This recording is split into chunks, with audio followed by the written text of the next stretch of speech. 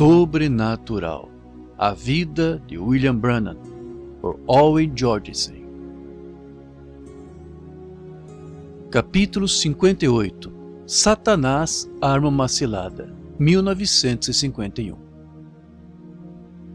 Joanesburgo foi abalada sob a sísmica sacudida do ministério de William Branham, enviando tremores espirituais através de toda a ponta meridional da África. Aqueles que assistiram às primeiras reuniões ligaram para os seus familiares e amigos para contar-lhes o que viram. A cada noite, a multidão aumentava. Na terça-feira à noite, 8 de outubro de 1951, a terceira noite de Bill na cidade, cerca de 17 mil pessoas se apertaram no Parque Maranata para ver o discernimento. Muitos que chegaram ali enfermos saíram curados. Quase todos saíram entusiasmados, espalhando as notícias que um profeta estava visitando a África, que Jesus Cristo estava neste profeta fazendo as mesmas obras que ele fez quando caminhou pelas ruas da Palestina, curando os enfermos, aleijados, mudos, surdos, cegos e revelando os segredos dos corações. Nada parecia impossível. Na quarta-feira de manhã, a Associação Médica da África do Sul convidou Bill para ter um café com eles. O porta-voz deles disse: Reverendo Branham, muitos doutores na África do Sul são cristãos. Nós nos tornamos doutores porque queremos ajudar as pessoas.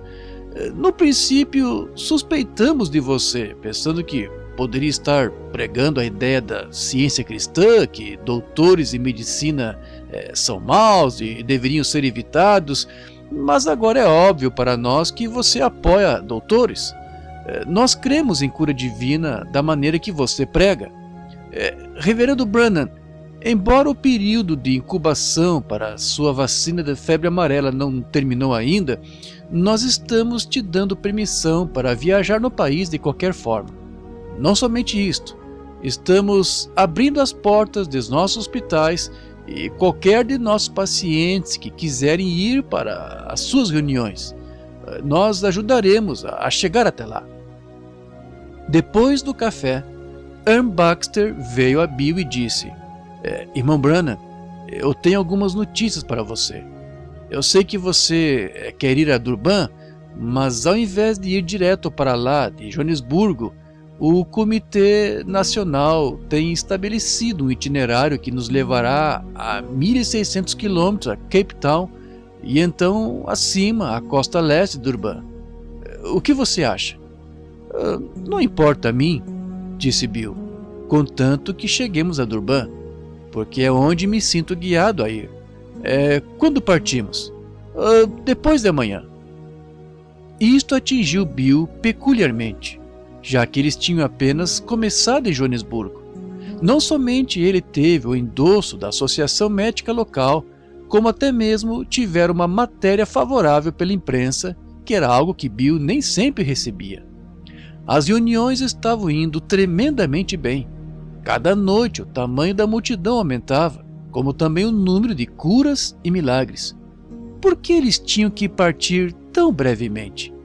Isto não fazia sentido para Bill, mas ele não disse nada acerca disto. Afinal, ele era um convidado da Associação Ministerial da África do Sul, então parecia certo que ele devesse permitir eles fazerem todos os seus agendamentos.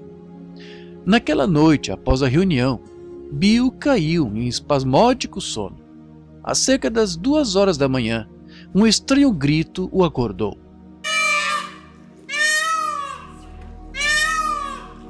Ele se arrastou à janela de seu quarto para ver que tipo de pássaro faria tal som incomum. Tudo que ele pôde ver foram canas agitadas pela suave brisa. Voltando para a cama, ele tentou dormir, mas não pôde. Pensando que ler poderia fazê-lo ter sono, ele ligou o abajur, encostou-se contra a cabeceira e abriu sua Bíblia.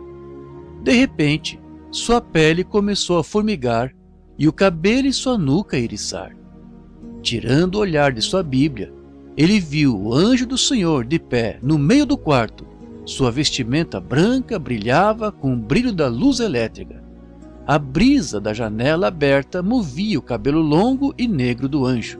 Até mesmo no natural, ele era uma figura imponente, com 1,80 m de altura, pesando quase 100 quilos. No sobrenatural, era terrível, fazendo o peito de Bill contrair a um apertado nó de temor. O anjo cruzou os braços, olhou firmemente para Bill e disse: "Não vá com aqueles homens a Cape Town. Fique aqui em Joanesburgo para mais 2 semanas de reuniões. Amanhã você encontrará um homem." Enquanto o anjo falava, o quarto ficou fora de foco como pintura fresca aquarela, na qual água limpa tinha sido derramada. Quando as cores ficaram definidas, Bill se encontrou olhando a um homem de origem caucasiana, bronzeado e vigoroso, parecendo ter talvez 50 anos de idade. Ele tinha orelhas pequenas e um nariz achatado e grande. Em sua cabeça havia um chapéu de caça com aba de pele de leopardo. A visão mostrou este homem tendo um sonho chocante.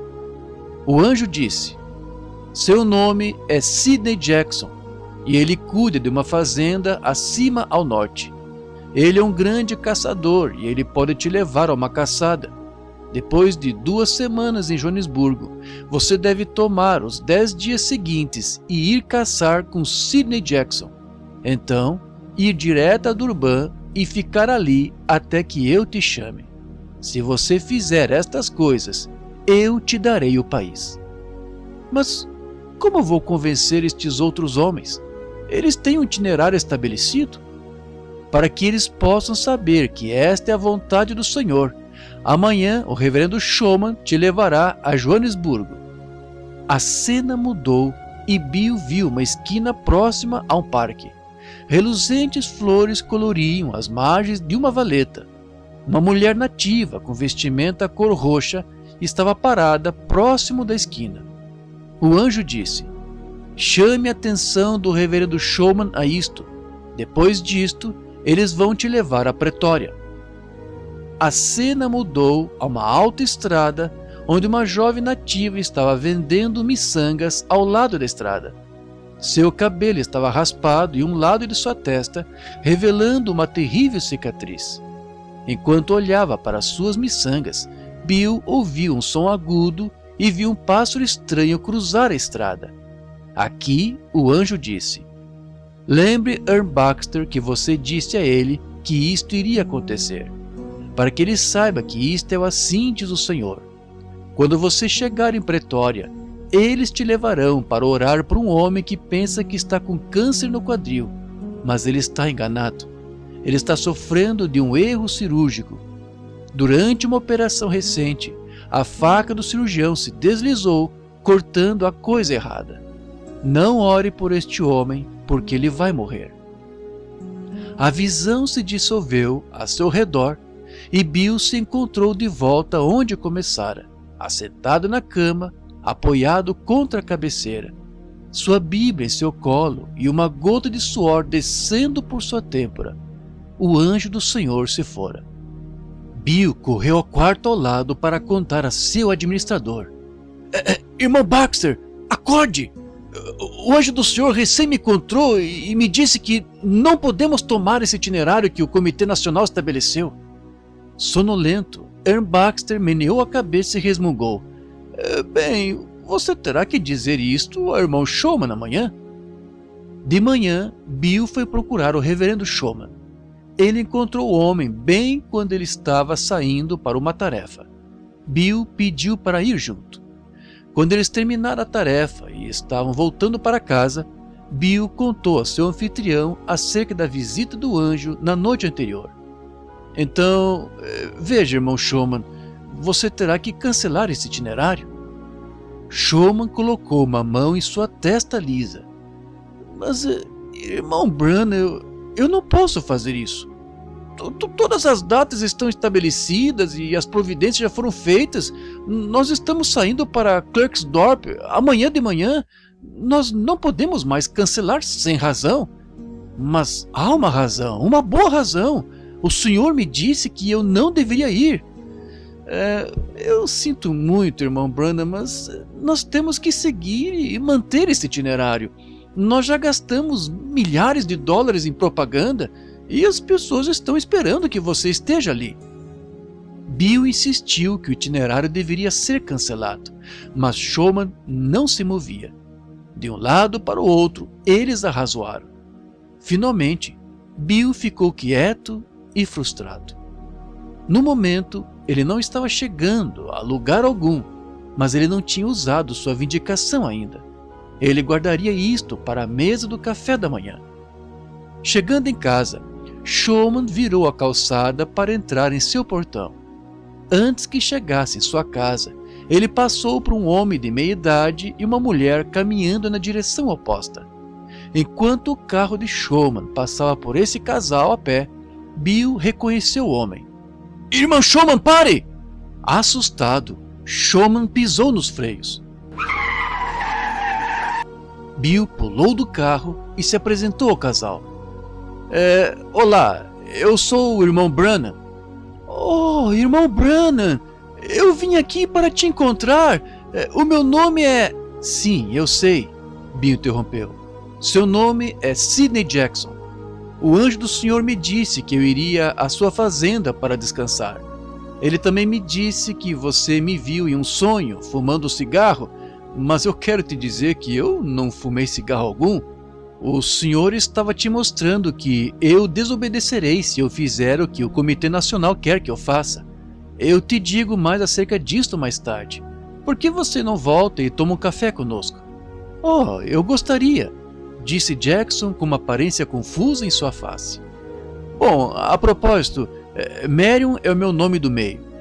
Sidney Jackson abriu sua boca como se fosse dizer algo, mas ele estava atordoado demais para falar.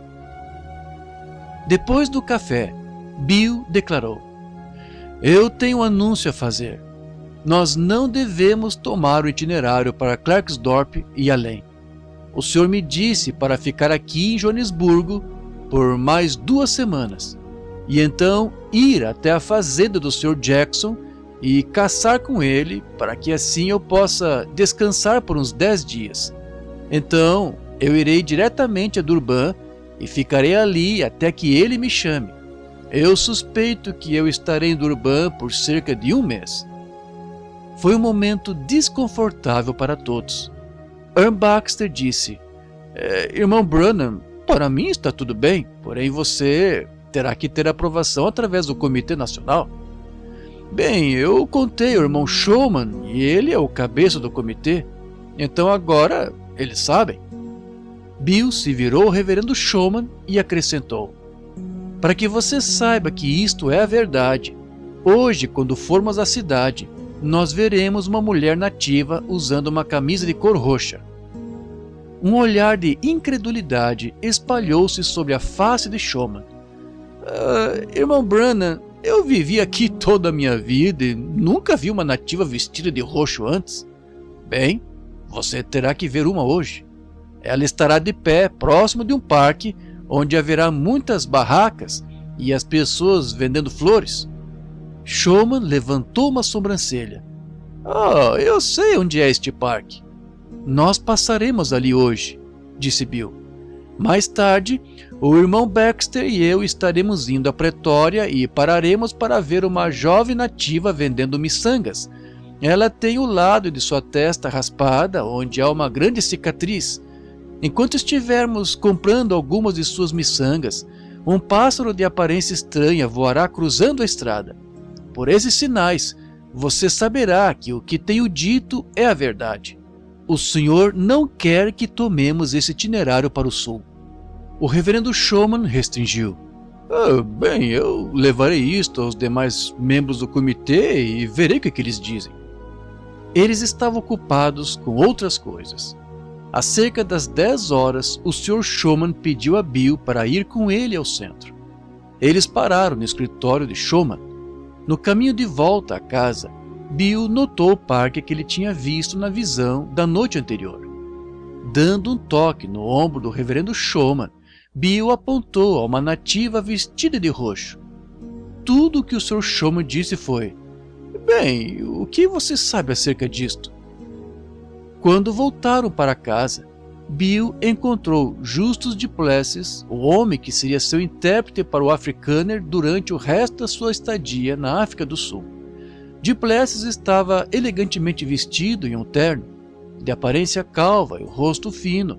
Ele parecia muito com o Sr. Schoeman, menos os óculos e a barba. Du Plessis e Schoeman iriam a Pretória, que era cerca de 47 quilômetros de Joanesburgo, para orar por um homem que estava morrendo. Eles pediram a Bill se ele queria ir junto. É claro que ele aceitou. Earl Baxter juntou-se a eles.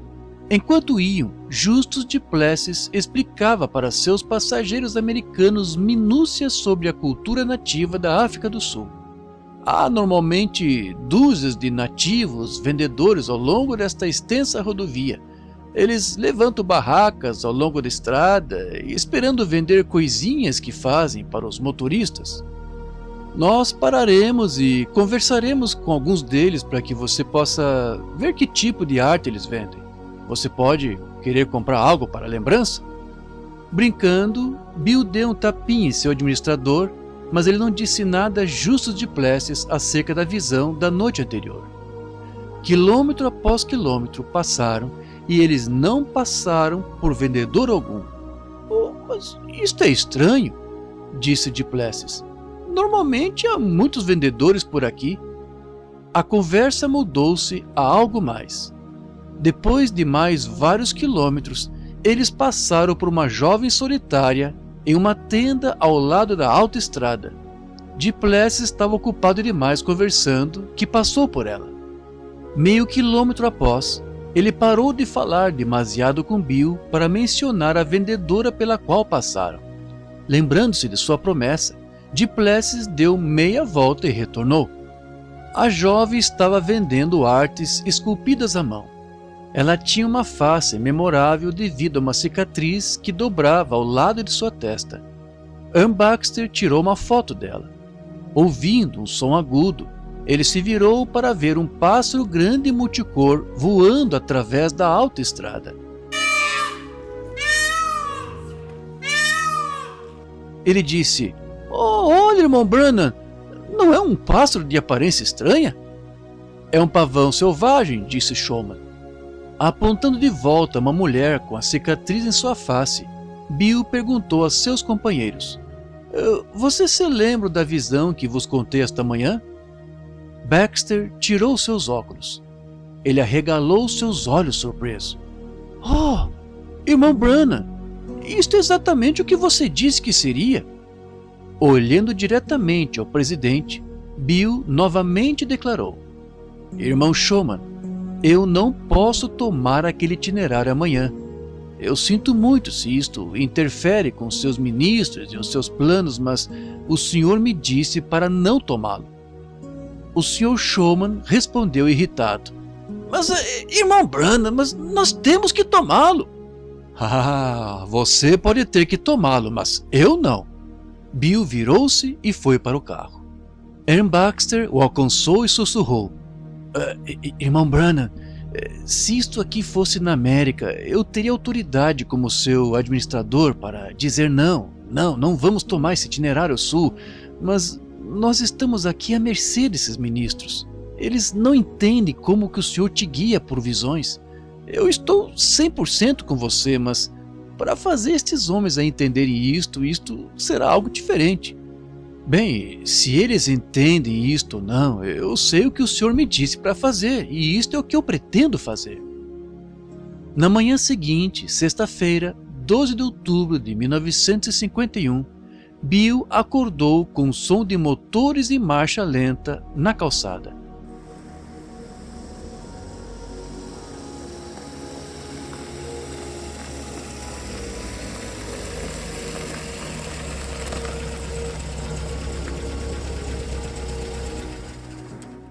Ainda de pijamas, Bill foi até o foyer para ver o que estava acontecendo. Ele ficou surpreso em saber que sua escolta tinha chegado para levá-lo para o sul. Justus du Plessis também estava surpreso. "Oh, você não está pronto para ir ainda, irmão Brannan?" "Não, senhor.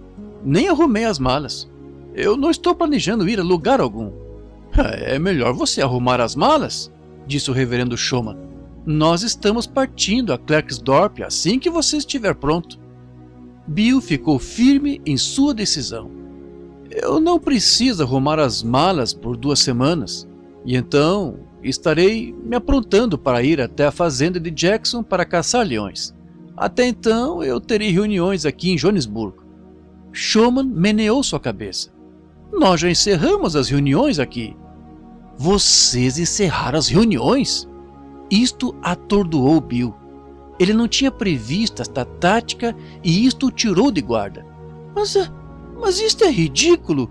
O senhor tem nos dado o favor aqui e nos disse para ficar. É onde deveríamos estar.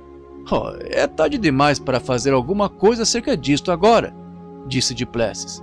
Todas as pessoas têm ido para casa, mas nós temos uma outra multidão te esperando em Klerksdorp. Qual o tamanho da cidade de Klerksdorp? Bill perguntou. É uma cidade pequena com cerca de umas 30 mil pessoas, respondeu Showman. Bill ficou boquiaberto. Quão curtos de visão podiam ser estes homens? Mas Joanesburgo tem 500 mil pessoas, ele apontou. Por que estamos indo a um pequeno lugar como Klerksdorp? Bem, nós prometemos ao irmão Fury que te levaríamos à cidade. O reverendo Showman explicou, acrescentando rapidamente. Mas estamos esperando entre 10 e 15 mil pessoas comparecerem às reuniões, a maioria delas vindo dos arredores. Isto deixou Bill ainda mais atônito. Aonde você vai colocar a todos? Como que eles comerão? Pés se arrastaram enquanto ministros enviavam olhares vergonhosos de um lado para o outro. Então, o reverendo Showman admitiu. Bem, nós não sabemos, mas nós prometemos ao irmão Fury que estaríamos ali no dia 12 de outubro, então temos que partir hoje. E já que as reuniões aqui estão oficialmente encerradas, você pode vir conosco também. Bill não sabia mais o que fazer. De que utilidade era agora ficar em Joanesburgo, já que as reuniões estavam encerradas? Relutantemente, ele foi ao seu quarto e arrumou as malas. Havia 3 carros para fazer esta viagem de 160 km ao sudoeste, a Klerksdorp. Ern Baxter, Fred Bosworth, Julius Stadscliffe e Billy Paul Brannan foram no segundo carro. Bill foi no carro líder com Justus Duplessis, o reverendo Showman e 2 outros membros do Comitê Nacional. Era um dia bonito e ensolarado. O reverendo Showman, Justus Duplessis e outros membros do comitê conversavam animadamente acerca das coisas maravilhosas que eles tinham visto Deus fazer em Joanesburgo. Em contraste, Bill estava quieto, pensando acerca de sua desobediência à vontade do Senhor. Silenciosamente, ele orou. Pai Celestial, eu quero ir a Durban, como tu disseste, mas eu estou à mercê destes homens. Tu me perdoarias por minha desobediência? Ele não se sentiu perdoado. Quilômetro após quilômetro, ele sentia a condenação piorar, até que não pôde mais aguentar. Pare o carro! Ele ordenou. O motorista estacionou. Qual é o problema, irmão Brannan? Eu não posso ir mais longe. Irmão Showman, você terá que me levar de volta a Joanesburgo. O senhor está me dizendo para não ir adiante. Os outros 2 carros tinham se aproximado e parado atrás do carro líder. O reverendo Showman caminhou até o segundo carro e disse a Baxter e Bosworth. Ele se recusa a ir ao sul. Vocês vão ter que ir lá falar com ele. Ann Baxter e Fred Bosworth saíram do carro e caminharam até onde Bill estava. Os outros ministros se ajuntaram ao redor deles. Baxter perguntou, Irmão Brannan, qual é o problema? Ora, irmão Baxter, eu tenho que ter reuniões em Joanesburgo por mais 2 semanas, e então ir caçar com o irmão Jackson por 10 dias, e então ir direto para Durban. Se eu for para Klerksdorp, eu estarei desobedecendo ao Senhor. Ninguém neste grupo cria no ministério de Bill mais fortemente do que Fred Bosworth, um ministro veterano de 74 anos de idade que tinha tido grandes campanhas de cura divina nas décadas de 20 e 30. Depois de visitar uma das reuniões de Bill em 1948, Bosworth tinha ficado tão impressionado que tinha voltado à ativa para ser um dos administradores de Bill. Agora, ao contrário de seu caráter, ele tomou o outro lado. Oh, irmão Branham, você está errado. Se você for ao sul com estes homens, eu creio que você terá tudo mais abundantemente além daquilo que você pode pedir ou pensar. Citando Efésios 3:20. Para Bill, foi como se sentisse uma facada de traição que o tivesse apunhalado entre as costelas. Mas, papai Bosworth, eu estou chocado com você. De tantas vezes que você esteve na plataforma e me ouviu dizer, assim diz o Senhor, qual delas que falhou? Desviando seus olhos do olhar de acusação de Bill, Bosworth resmungou. Bem, desta vez eu penso que você está errado. Os ministros da África do Sul ficaram irritados. Um homem disse furiosamente, você acha que Deus não fala com outra pessoa exceto com você? Bill respondeu secamente. Coré tinha esta ideia um dia, e ele disse a Moisés a mesma coisa, mas a terra abriu e engoliu Coré. Eu não sei o que Deus vos tem dito, cavalheiros, mas eu não posso julgar isso. Tudo o que eu sei é o que ele tem me dito. Pois Deus nos disse para tomar esse itinerário. O ministro irritado respondeu. E Deus me disse para não tomá-lo. Bill se opôs. O argumento continuou. Finalmente, Earl Baxter puxou Bill ao lado e sussurrou. Irmão Branham, estamos como que em maus lençóis aqui. Nós não temos dinheiro algum ou recursos próprios. Então, temos que manejar esta coisa diplomaticamente. Eu desejaria que você não falasse mais acerca da viagem de caça, porque eles vão pensar que você realmente veio para a África para caçar. Metade desses ministros não creem que é correto para um cristão caçar de forma alguma. Quando você menciona caçada, eles pensam acerca das milhares de pessoas que querem oração e pensam que você está errado. Bill respondeu em uma voz alta o suficiente para que os demais ouvissem por acaso. Se eu jamais caçar de novo em minha vida, não me importa. Eu estou somente querendo fazer o que Deus me disse para fazer. Irmão Baxter, você tem estado comigo tempo suficiente para saber que quando eu tenho uma visão e vos digo algo no nome do Senhor... Earl Baxter interrompeu. Irmão Branham, se você está seguindo uma visão, eu não vou mais interferir, mas seja o que for que você decidir, eu ficarei com você. Ele olhou nervosamente de volta ao grupo de ministros de pé, ao lado do carro líder. Mas, já que você está atado a este comitê nacional e está ficando tarde, você não poderia ir a Klerksdorp e orar por aquelas pessoas ali? Então, voltaríamos a Joanesburgo, se é o que você quer. Algumas árvores sombreavam o lugar onde a autoestrada fazia uma curva. Bill estendeu a mão e tirou as folhas de um galho baixo, as carregou em seu punho de volta ao carro e as lançou aos pés daqueles ministros. Está bem, ele disse em prantos. Iremos a Klerksdorp para a reunião esta noite, mas lembre-se, desta hora em diante estamos fora da vontade de Deus e não haverá nada mais do que problemas até nosso retorno a Joanesburgo. Assim que chegaram a Klerksdorp, eles viram quão poderosamente a campanha de Bill em Joanesburgo tinha agitado o resto da África do Sul. Mais de 10.000 pessoas, descendentes de europeus, tinham se ajuntado nesta pequena cidade provincial, de longe excedendo sua escassa capacidade para manejar suas necessidades. Olhando as centenas de tendas provisórias e pequenos acampamentos por ali, nas colinas e campos, o motorista de Bill comentou entusiasticamente: parece que teremos uma boa reunião esta noite. Bill meneou sua cabeça, sentindo pena daquelas pobres pessoas, muitas delas enfermas, que estavam esperando ao ar livre, desamparados, expostos ao tempo. eles foram à casa do pastor Fury, onde eles ficariam. Naquela noite, o irmão Bosworth abriu a campanha Klerksdorp. Entretanto, antes que Bill pudesse sair da casa do pastor Fury para ir à reunião, uma tempestade tropical soprou.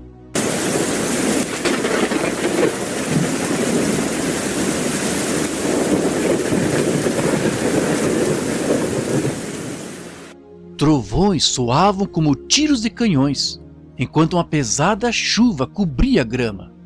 Apressadamente, a reunião foi cancelada. Mas já era meia-noite antes que Baxter, Bosworth, Showman e os demais ministros pudessem voltar para a casa do pastor Fury. "Oh, que coisa! Nós tentamos esta noite!" disse Fred Bosworth, torcendo seu chapéu e casacos encharcados. "Eu não vos disse que isto iria acontecer?" disse Bill. "O senhor me disse para não vir aqui. Eu estou fora de sua vontade. Eu tenho que voltar a Joanesburgo." Os ministros da África do Sul discordaram. Um deles disse: nós não podemos voltar. Nós fizemos promessas e temos que mantê-las." É isso. E além do mais, outro acrescentou: nós temos essas tempestades aqui o tempo todo. Esta aqui assoprará a noite toda, mas amanhã tudo estará bem." O temporal soprou durante a noite e no sábado de manhã amanheceu claro e quente, prometendo bom dia. Mas naquela noite, enquanto estavam se aprontando para levar Bill às reuniões, uma frente fria fora de época se moveu. A temperatura caiu para quase congelante e o vento soprava com grande força.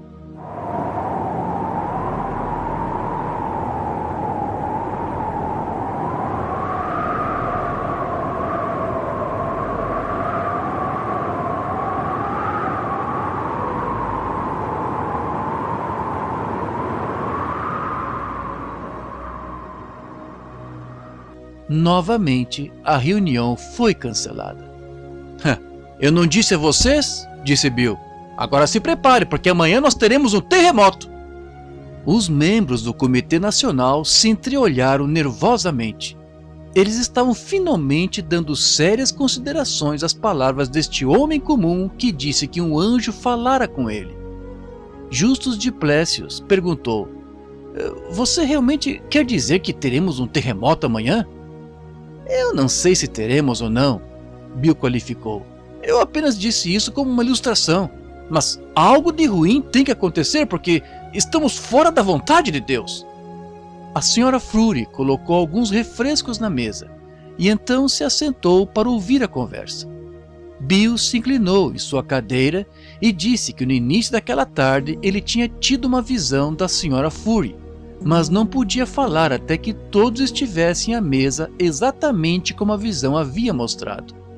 Ele disse para a senhora Fury coisas que aconteceram em sua infância, e então contou a ela que ela tivera problemas cardíacos e estomacais causados pelo nervosismo, mas para não se preocupar, porque Jesus a havia curado. Frases surpreendentes saíram das bocas dos ministros da África do Sul. Bill perguntou: "E agora? Vocês creem em mim? Deus tem me dito para voltar para Joanesburgo, ficar ali umas 2 semanas, e então subir até a fazenda do irmão Jackson para descansar, e dali ir direto a Durban. Então eu irei para casa." Fred Bosworth disse: "Irmão Branham, se você conseguir esta rota, você não será capaz de ministrar a tantos nativos africanos quanto poderia, viajando através desses lugares menores?" A esta altura da conversa, os ministros da África do Sul ficaram quietos, sabendo que a maioria das reuniões estavam agendadas para o segmento europeu da população. Bill não soube disto, até mais tarde, que Durban era o único lugar na África do Sul onde aos africanos nativos era permitido frequentar as mesmas reuniões dos africanos brancos. Bosworth continuou: "Irmão Branham, se você seguir esse itinerário para o sul, eu ainda creio que você verá Deus fazendo tudo mais abundantemente além daquilo que você pode pedir ou pensar." Colocando uma cansada mão nos ombros de seu amigo, Bill disse: "Irmão Bosworth, quantas batalhas temos estado juntos, e agora você está duvidando de mim? Eu te digo, no nome de Jesus, que estamos fora de sua vontade, e não haverá outra coisa senão que problemas daqui em diante. Contudo, disse o reverendo Schumann, nós temos nos comprometido com certos irmãos, então nós temos que seguir com esse itinerário. Já que eles não aceitariam o argumento da liderança sobrenatural, Bill tentou o senso comum. Olhe para isto da maneira lógica por um minuto. Em Joanesburgo temos o favor do jornal e da associação médica, e há centenas de pessoas ali, com lugares para comer e dormir. Mas aqui as pessoas estão ao ar livre, sem lugar para comer. Na noite passada eles quase se afogaram, e esta noite estão quase congelando. Se vocês apenas olharem para isso no natural, não faz sentido voltar a Joanesburgo? Alguns resmungos e tosses passaram-se entre os ministros antes que Schumann respondesse. Irmão Branham, nós investimos neste roteiro milhares de dólares em propaganda. Nós temos edifícios e lugares já alugados. As datas estão estabelecidas. As horas também. As pessoas já fizeram seus planos e alguns já viajaram. Nós temos feito nossas promessas e não podemos voltar atrás com nossa palavra. Bill disse, bem, eu não prometi nada a ninguém. E de manhã voltarei a Joanesburgo. Justus de Plessis perguntou, mas o que você vai fazer quando chegar lá? Eles o pegaram ali. Bill não tinha dinheiro algum e não podia fazer nada sozinho. Então, se ele voltasse a Joanesburgo, ele teria que ter a cooperação destes mesmos homens que estavam agora se opondo a tal movimento. Ele estava em um terrível dilema. Enquanto ficou ali ponderando este dilema, de repente, ele se lembrou da profecia que tinha vindo a ele em Shreveport, Louisiana, quando o Senhor o advertiu que Satanás iria colocar uma armadilha para ele na África do Sul. Bill tinha considerado que a armadilha tinha algo a ver com médicos, feiticeiros e demônios, mas realmente não era isto. Aqui estava a armadilha, bem ali, entre seus irmãos cristãos. As mandíbulas políticas de seus sistemas denominacionais tinham estalado bem ao seu redor, segurando-o firmemente entre seus dentes frios e inflexíveis, impedindo-lhe de fazer o que o Senhor lhe havia dito para fazer. Sua situação parecia irremediável. Bill advertiu aos seus patrocinadores. Bem, como Paulo disse há muito tempo atrás, vocês deveriam ter me ouvido e não ter saído de Creta e causado todo este problema. Agora, irmãos, Deus tem uma vontade permissiva, mas eu não gosto de trabalhar em sua vontade permissiva, eu quero sua vontade perfeita. Os membros do comitê gostaram da ideia de Deus ter uma vontade permissiva. Um disse, eu penso que este é um caso onde seria bom operar na vontade permissiva de Deus. Irmão Branham, por que você não pede ao Senhor se você pode? A esta altura já eram 2 horas da manhã. Eles tinham estado argumentando desde as 10 da noite. Cansado e desencorajado, Bill disse, está bem, eu vou orar acerca disto mais uma vez. Billy Paul Branham, que tinha estado ouvindo quietamente ao longo das 4 horas de argumento, seguiu seu pai ao quarto e fechou a porta. Ele observou seu pai cruzar o quarto e olhar para a ventania que ainda estava soprando. Seu pai estava com os ombros ligeiramente inclinados, parecendo um homem abatido. Cruzando o quarto, Billy Paul colocou um braço ao redor do ombro de seu pai e disse, papai, não ouça aquele grupo de pregadores. Você deve fazer o que Deus está te dizendo para fazer. Billy, eu estou dilacerado. Eu não sei como que eu posso fazer o que Deus quer que eu faça. Eu não tenho dinheiro algum. Mesmo se eu voltar a Joanesburgo agora, eu não vejo como terei reuniões sem a cooperação destes homens. E você pode ver que eles não vão cooperar. Se eu já estive entre uma pedra e um lugar duro, é agora. Papai, se ninguém no país ficar com você, eu ficarei com você. Bill abraçou seu filho. Ore comigo, Billy. Eles se ajoelharam entre as camas e oraram juntos. Mas logo Billy Paul cansou por ser tarde e se arrastou à sua cama e adormeceu. Bill, por outro lado, estava muito perturbado para dormir. Seus pensamentos ricocheteavam para lá e para cá entre a rocha e o lugar duro em que tinha caído. De alguma forma ele tinha que permanecer contra as mesmas pessoas que o convidaram a vir à África do Sul. Como ele poderia persuadi-los a vir? E se ele os persuadisse? Como ele poderia fazer a vontade de Deus, ambos em Joanesburgo e Durban, sem a cooperação destes homens? Seu dilema parecia insuperável. A emoção em sua cabeça era sentida como um trapo molhado sendo torcido cada vez mais forte, sendo exprimido lentamente enquanto houvesse umidade. E esta umidade estava escorrendo do canto de seus olhos, misturado com sal.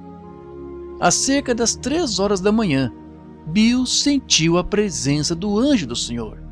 Em um outro momento, uma luz se formou no ar, então subiu ao teto, deixando o anjo do Senhor de pé debaixo de sua chama âmbar. Lá fora o vento soprava, lançando-se acima e abaixo, sacudindo as vidraças. Bill estremeceu em temor. Toda vez que o anjo do Senhor vinha face a face, ele sentia o mesmo temor paralisante. O sobrenatural jamais se tornou comum a ele.